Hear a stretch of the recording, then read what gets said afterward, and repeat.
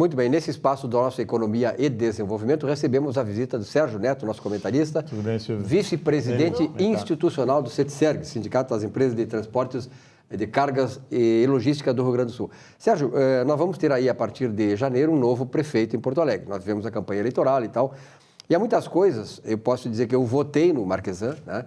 Eu acho que ele é um grande contraponto a tudo que se fez aí, é uma visão diferenciada que Porto Alegre tem, quebrando inclusive alguns paradigmas, né, que não só na área de trânsito, mas da mobilidade urbana e tal, eu vejo que realmente alguma coisa mais importante deverá acontecer na cidade.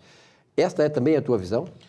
Olha, Silvio e Lilian e amigos que nos assistem, eu penso que sim, né? Eu acho que uma mudança no Executivo Municipal, além de trazer esperança e novas perspectivas para o porto-alegrense, nós precisamos ter aí coragem do novo prefeito, né, para enfrentar algumas situações. Eu li hoje nos jornais a respeito da questão financeira da prefeitura, há uma expectativa muito grande de que as finanças não estejam bem. Mas o que a mim preocupa muito mais é esse término de governo, né? Eu acho que não pode existir um vácuo. A cidade não merece isso, embora tenha se eleito um novo prefeito. E está solta a cidade. Está solta, a cidade está num vácuo. Nós temos uma série de obras em andamento já atrasadas que precisam ser encerradas ou precisam dar continuidades. Nós fizemos algumas reuniões aqui na Zona Sul para algumas modificações na Avenida Coronel Marcos, que é um caos hoje para quem quer chegar em casa ou quem quer sair de casa para o trabalho na Zona Sul. É um trecho de 500, 600 metros, leva mais de 20 minutos subidinha ali para percorrer. Deus o livre. É um grande absurdo. Nós fizemos reuniões com a EPTC, ficou tudo combinado para que essas obras iniciassem em agosto e até agora essas obras não iniciaram. Então, eu acho realmente uma lástima se de fato esse vácuo existir, né? Esse desleixo está existindo, porque quem está sofrendo é a população de Porto Alegre.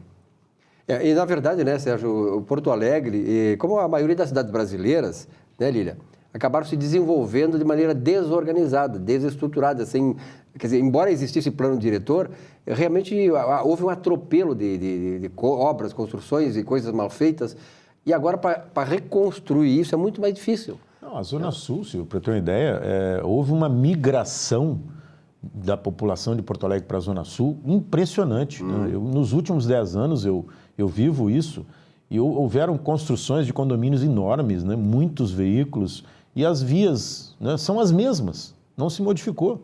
Então foram apresentadas uma série de sugestões para modificar, para melhorar o fluxo, não para o usuário apenas de carro, mas também para quem anda de ônibus. Tu imagina percorrer 500, 600 metros em mais de 20 minutos. Quer dizer, um engarrafamento completo, total.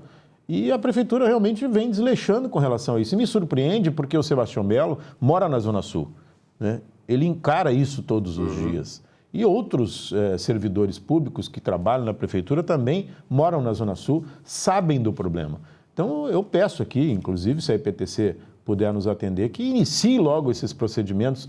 São procedimentos mínimos que requerem pouquíssimos investimentos, mas trarão um desafogo para o trânsito da Zona Sul de Porto Alegre. Na verdade, eu sempre fui crítico nessa questão, assim, EPTC e Brigada Militar.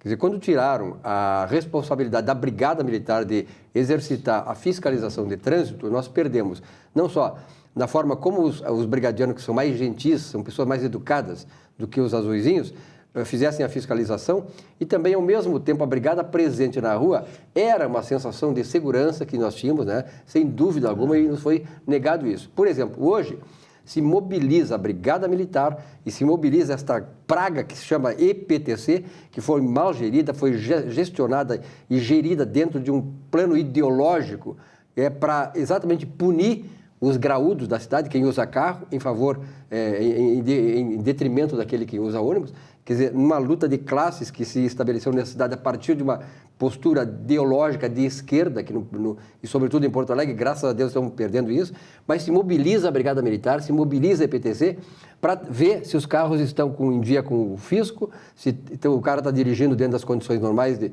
exigência da carteira de habilitação, e se faz aquela baita mobilização. Agora, quando é para fazer obras, quando é para perseguir e para combater a criminalidade, parece que a Brigada Militar é covarde nisso, a EPTC está no plano dela, porque a EPTC é só para esculhambar com o trânsito, Então, essas coisas é que acabam gerando essa insatisfação, Sim. essa revolta que a gente tem contra essas instituições. Eu não vou aqui dizer que a Brigada Militar seja uma grande... A Brigada Militar, como instituição, ela sempre foi historicamente. Agora, ela é muito mal gerida, ela está muito mal comandada. Os brigadeiros que antigamente eram educados, hoje são mal educados.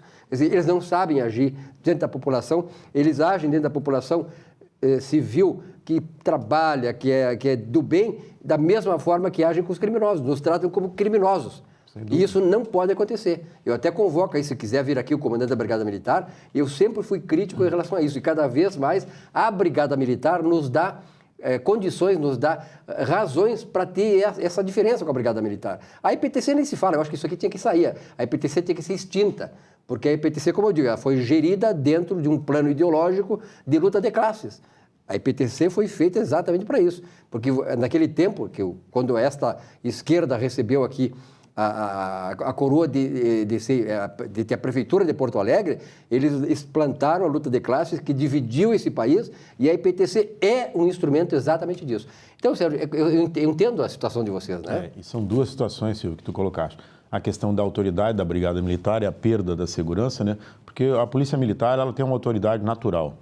O Azulzinho precisa dizer que é autoridade, né? E existe uma contradição muito grande em relação a isso, porque ele não é uma autoridade pública de segurança.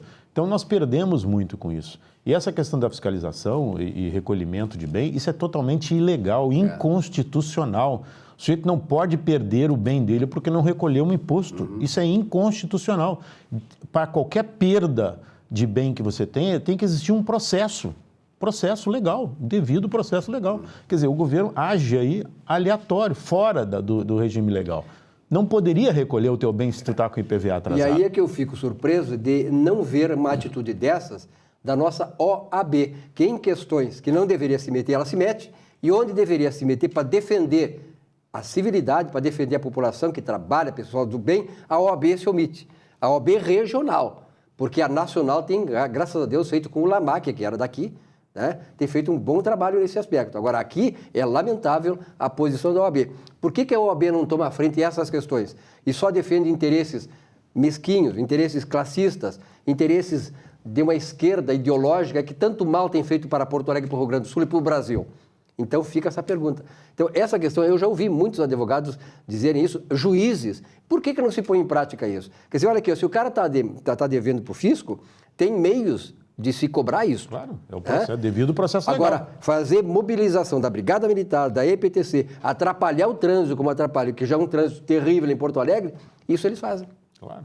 Se tu não tem carteira, está dirigindo sem carteira, tudo bem, que tu não vai poder conduzir o veículo. Claro. Agora, se tu não pagou os impostos, você vai ser autuado e vai ser determinado que pague. Agora, recolher o teu bem é completamente irregular. Aquela indústria do recolhimento de carro. Claro, tem que pagar guincho, tem que pagar estadia, tem que pagar uma série de coisas. Aí é que está. Que recolhe não devolve da mesma maneira que estava. E deixa o cidadão ali na calçada sem ter o que fazer. Não, e depois bota... E aí eu acho que tem que ter uma CPI, já houve muitos anos atrás, da CPI dos guinchos. Dessas empresas de guinchos que pegam o teu carro, colocam lá em qualquer lugar, quer dizer, sem a mínima condição de proteção do teu bem, que já foi tirado de maneira irregular. Quer dizer, uma CPI na Câmara de Vereadores, até vamos tentar com o Cassiá, que agora é vereador, uma CPI para ver quais os interesses que estão sendo atendidos por esta indústria do guincho aqui em Porto Alegre, que não é um interesse público, diga-se de passagem. No pior lugar possível. Eu tive um fato, meu carro foi guinchado na Avenida São Pedro, foi levado quase na divisa de Alvorada, um local que tem que pagar taxa e não tem banco para você pagar. Então, é um vai e vem, vários vai e vens para poder liberar o É para humilhar a pessoa, isso é para humilhar a pessoa. Agora, interesses de quem, desse pessoal de guinchos aí?